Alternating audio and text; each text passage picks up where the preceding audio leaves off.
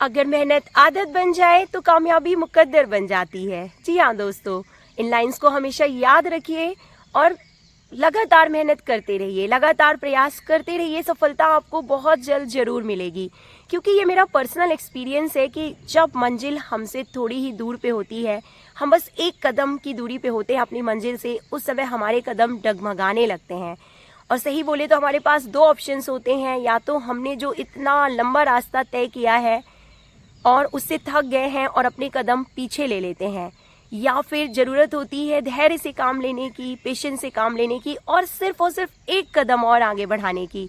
यानी मंजिल आपसे बस एक कदम की दूरी पे होती है और उस वक्त आपका लिया गया जो फैसला है वो आपको दो रास्तों पे ले जाएगा, और जो रास्ता एक कदम आगे बढ़ाने पे आपको मिलता है वो है सफलता का रास्ता। So keep patience and keep working hard, मंजिल आपको जरूर मिलेगी दोस्तों। So with this positive thought, मैं आपकी होस्ट डॉक्टर सीमा तिवारी एक बार फिर लेके आ गई हूँ एनवीएस इन्फॉर्मेशन से रिलेटेड इम्पॉर्टेंट वीडियो। और आज के इस वीडियो में मैं शेयर करूँगी एनवीएस सिलेबस। यस फ्रेंड्स, ये वही सवाल है जो हर कोई मुझसे बार बार पूछता है कि एनवीएस का सिलेबस क्या है, हम कैसे तैयारी करें, स्ट्रैटेजी क्या होनी चाहिए नवोदयन बनने के लिए। तो आज के इस वीडियो में मैं आपसे शेयर करने वाली हूँ नवोदय विद्यालय समिति का सिलेबस। क्योंकि अगर आप किसी भी एग्ज़ाम को अगर क्वालिफाई करना चाहते हैं तो सबसे पहले उसका सिलेबस आपको पता होना चाहिए दोस्तों। सिलेबस अपने पास रखिए, उसको अपने जो रूम है, स्टडी रूम है, स्टडी टेबल के पास पेस्ट कर दीजिए और लाइन टू लाइन उसको पढ़ते रहिए, रिवाइज करते रहिए। सफलता आपको ज़रूर मिलेगी। तो मुझे मालूम है कि आप सभी जो है नवोदय विद्यालय के लिए बहुत सालों से तैयारी कर रहे हैं, हमारे कई दोस्त, लेकिन सफलता नहीं मिल पा रही है। तो बस ये उनका आखिरी अटेम्प्ट होने वाला है, क्योंकि ऑलरेडी आपने इतना पढ़ लिया है, बस कहीं ना कहीं थोड़ी सी हमारी कमी रह जाती है। तो उस कमी को दूर करने के लिए आपको क्या स्ट्रेटजी अपनानी है, सिलेबस क्या है, कैसे पढ़ना है, वो आज के इस वीडियो में मैं शेयर करूँगी। तो देखिए, जो नवोदय विद्यालय समिति का जो पेपर होता है वो टोटल जो होता है 120 का होता है, और उसके अलावा जो है हिंदी, इंग्लिश और रीजनल लैंग्वेज की जो कंपलसरी होता है लैंग्वेज का पेपर, उसको अगर मिला दिया जाए तो उसको मिला के भी 150 का पेपर होता है। तो टोटल मार्क्स जो होते हैं पेपर में वो होते हैं 150, और 150 में से आप 10 मार्क्स 3 लैंग्वेजेस के लिए अगर अलग कर दीजिए तो जो मेन पेपर होता है वो होता है 120 मार्क्स का। तो सबसे पहले हम बात कर लेते हैं लैंग्वेज पेपर्स की, जिनको जो कि क्वालिफाइंग होते हैं, उनके मार्क्स ऐड नहीं होते हैं मेरिट लिस्ट में, लेकिन फिर भी लैंग्वेज पेपर को क्वालिफाई करना ही सबसे बड़ा चैलेंज है नवोदय विद्यालय का एग्ज़ाम पास करने में। तो वो लैंग्वेजेस कौन कौन सी हैं आपको बता देते हैं। जो कंपलसरी है वो है Hindi language, then English language, और थर्ड जो लैंग्वेज होता है पेपर वो 19 रीजनल लैंग्वेजेस में है।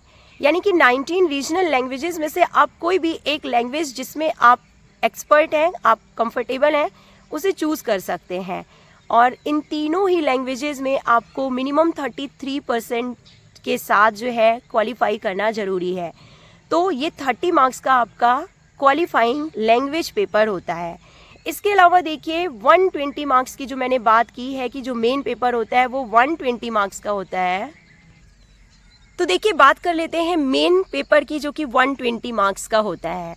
तो 120 मार्क्स दोस्तों सिर्फ और सिर्फ अपने सब्जेक्ट के नहीं होते हैं। आप किसी भी सब्जेक्ट से अगर टीजीटी की प्रिपरेशन कर रहे हैं तो टीजीटी का सिलेबस मैं यहाँ पे डिस्कस कर रही हूँ कि 120 में से 80 मार्क्स ही सिर्फ आपके सब्जेक्ट के होंगे।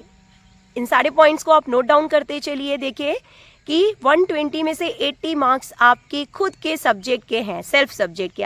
लाइक आप फिजिकल एजुकेशन से प्रिपरेशन करना चाहते हैं तो फिजिकल एजुकेशन के 80 क्वेश्चंस आपको देखने को मिलेंगे मेन पेपर में।